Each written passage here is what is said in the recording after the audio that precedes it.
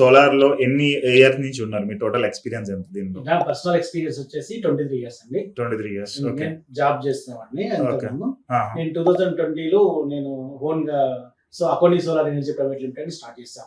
Okay. నేను మన director అదే బాలాజీ గారు ఇద్దరం కలిసి మేము స్టార్ట్ చేస్తాం. ఓకే. మేము ఇద్దరం డైరెక్టర్స్ అండి ఇందులో. గ్రేట్. సో మంచి కోవిడ్ టైమ్ లో స్టార్ట్ చేశారు. ఎగ్జాక్ట్లీ. చాలా మంది మమ్మల్ని భయపెట్టించారు. అంటే మేము ఒకటే నమ్మాం, కన్జ్యూమబుల్స్ ఎక్కడైతే ఉంటుందో దానికి ఇంకా ప్రాబ్లం ఉండదు. పవర్ అనేది కన్జ్యూమ్ అవుతా ఉంటుంది. కరెక్ట్. ఇంకోటి ఏంటంటే రిన్యూవబుల్ ఎనర్జీ. ఈ ఎనర్జీకి ఎప్పుడు ప్రాబ్లం ఉండదు. అసలు ఇక్కడ పొల్యూషన్ కానీ, ఇది పొల్యూషన్ కానీ, అది pollution not polluted, it is solution.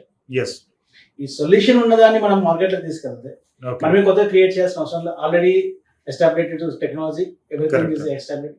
మనం మార్కెట్ లో తీసుకుపోయి కస్టమర్ కి కావాల్సింది ఏదైతే సోలార్ నుంచి బెనిఫిట్స్ ఏదైతే ఉందో దాని గురించి మనం చెప్పగలిగితే ఇది మార్కెట్ లో స్ప్రెడ్ అవ్వచ్చు. కరెక్ట్. సో మేము ఆ భయం లేకుండా ఆ మార్కెట్ లోకి వచ్చేసి ఇప్పుడు కంప్లీట్ ఏపీ అండ్ తెలంగాణలో మేము స్ప్రెడ్ అయిపోయినా కొన్ని solar energy. Okay.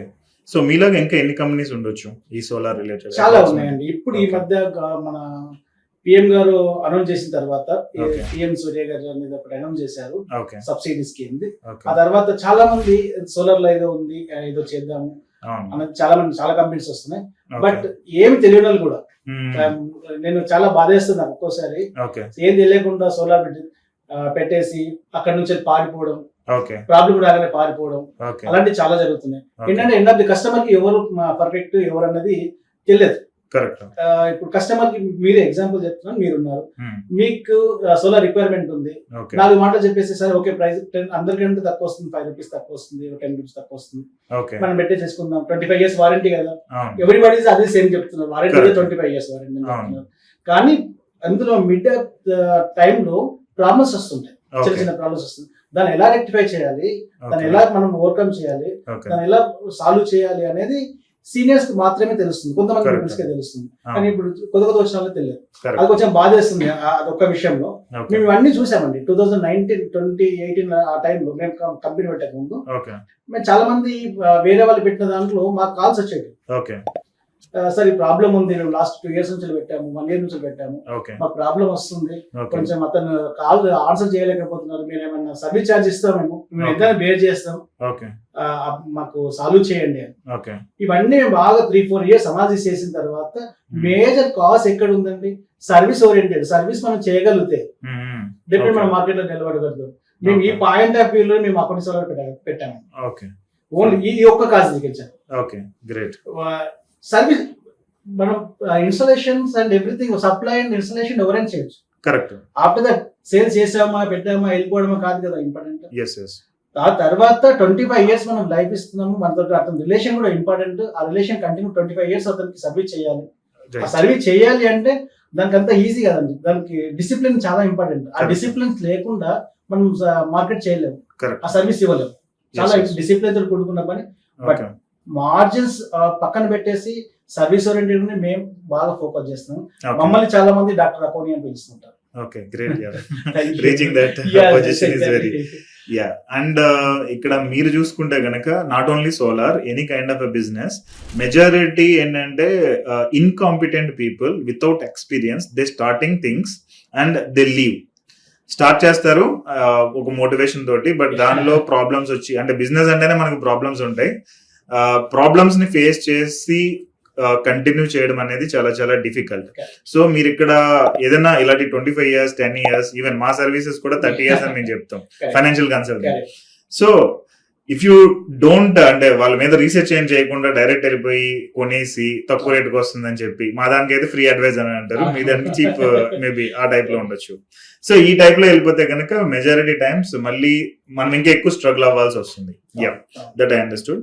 So general గా సోలార్ లో మనకి ఏమేమి ప్రాబ్లమ్స్ వస్తుంటాయి అంటారు? అంటే ఒకసారి ఒక ఇంటి మీద సోలార్ రిలేటెడ్ ఇన్స్టాల్ చేసిన తర్వాత వచ్చే కామన్ ప్రాబ్లమ్స్ ఏంటి? కామన్ ప్రాబ్లమ్స్ నెట్ మీటరింగ్ సరిగ్గా కనెక్ట్ చేయకపోతే, నెట్ మీటరింగ్ కనెక్ట్ చేయకపోతే ఏమవుతుందంటే మీటర్ లో ప్రాబ్లం ఉండొచ్చు, ఇక్కడ లూజ్ కాంటాక్ట్ అయి ఉండొచ్చు, ఏదైనా అది రివర్స్ అవుతుంది.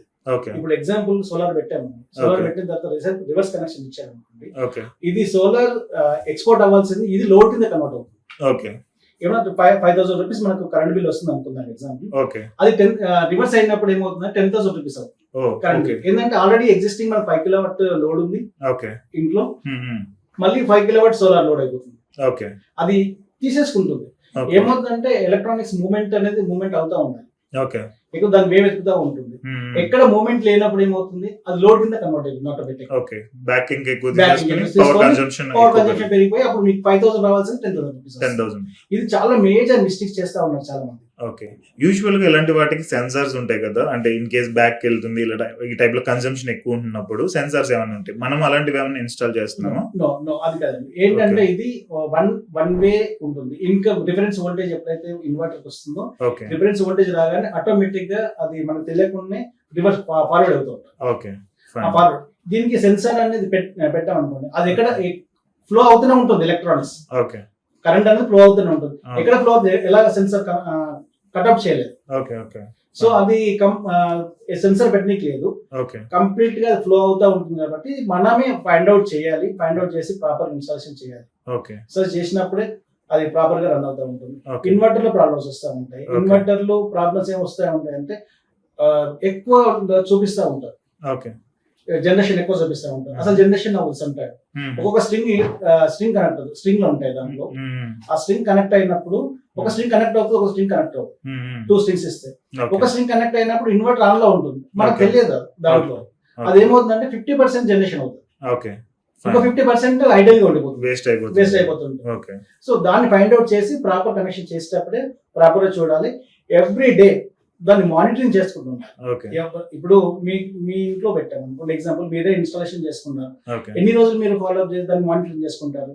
ఇప్పుడు ఎవ్రీబడి ఇస్ బిజీ, లైక్ మీ పనులు మీకు ఉంటా ఉంటాయి, మీ పనులు మీకు సరిపోయిన టైంలో ఇప్పుడు సోలార్ పెట్టాము, ఏదో కొత్తది స్టార్టింగ్ పెట్టాం కాబట్టి 1 డే 2 days 1 week 1 month వరకు దాన్ని మానిటర్ చేస్తూ ఉంటారు. సరే ఓకే మనది బాగుంది. ఆఫ్టర్ దట్ వచ్చే ప్రాబ్లమ్స్ అవి 1 month తర్వాత మా టీమ్ ఏం చేస్తుందంటే దాన్ని కంప్లీట్ మానిటర్ చేస్తూ ఉంటారు. ఎవరెవరి దగ్గర మొత్తం కంప్లీట్ ఎంతమంది పెట్టామో అంతమంది డేటా ఉంటుంది మన దగ్గర. దానిలో ఆన్లైన్ డేటా మేము ఎవ్రీ డే మేము మానిటర్ అవుతూ ఉంటాం. మానిటర్ అయినప్పుడు అదే so and so person the problem ఉంది, ఎందుకు జనరేట్ అవ్వట్లేదు, ఈ రోజు 28 యూనిట్స్ జనరేట్ అవ్వాల్సింది ఎందుకు అవ్వలేదు. అది మానిటర్ చేసి మా పర్సన్ వచ్చి మీ ఇంటికి వచ్చేసి ఇప్పుడు సార్ మీ డోర్, మా టెక్నీషియన్ వచ్చి మీ డోర్ కొట్టేంత వరకు మీ ప్రాబ్లం ఉన్న సంగతి తెలియదు. ఏంటంటే మానిటర్ అనేది చాలా ఇంపార్టెంట్ అండి. మానిటర్ చేయాలి. ఇప్పుడు ఏంటంటే 1000 పెట్టి మేము 1000 పెట్టేసాము, 1000 సిస్టమ్ ఈ మంత్ చేసాము, ఇయర్ లో 1000 సిస్టమ్ చేసాము, నెక్స్ట్ ఇయర్ 1000 సిస్టమ్స్ కాదు, ఇట్లా మీరు 500 చేశారా 100 చేశారా, దానికి ఎంత ప్రాపర్ గా మీరు చేస్తున్నారు, ఎంత ప్రాపర్ గా సర్వీస్ చేయగలుగుతున్నారు, ఎంత ప్రాపర్ గా మీరు మానిటర్ చేస్తున్నారు అనేది ఇంపార్టెంట్. దాన్ని కన్సల్ట్ చేసుకొని మనం మార్కెట్ చేయగలగాలి. ఏదో ఒకటి చెప్పి మా ఎన్ కస్టమర్ ని మోసం చేసి చేయడం నాట్ కరెక్ట్. సో ఈ డేటా మీకు ఎలా వస్తుంది అంటే వైఫై కనెక్షన్ కంపల్సరీ ఉండాలి? Compulsory wifi connection. మేము ఫస్ట్ మేము ఆర్డర్ టేకప్ చేసేటప్పుడే కస్టమర్ స్కోప్ అనేది మేము ఒక లిస్ట్ ఇస్తామండి. Wifi connection, civil work something ఏదో ఉంటుంది, లేకపోతే ఎలక్ట్రికల్ వర్క్ అక్కడ తీసుకొచ్చి పెట్టాలి, వాటర్ క్యూరింగ్ చేయించాలి, ఇవన్నీ కంపల్సరీ మేము ముందే కస్టమర్ చెప్తారు. వైఫై కనెక్షన్ కంపల్సరీ కావాలి. అదైతే ఇది కనెక్ట్ అవుతుంది, కనెక్ట్ అయితే మేము మానిటర్ చేసే స్కోప్ ఉంటుంది. డెఫినెట్లీ ఆ చిన్న వాళ్ళు కంపల్సరీ స్కోప్ వాళ్ళు ప్రొవైడ్ చేస్తారండి.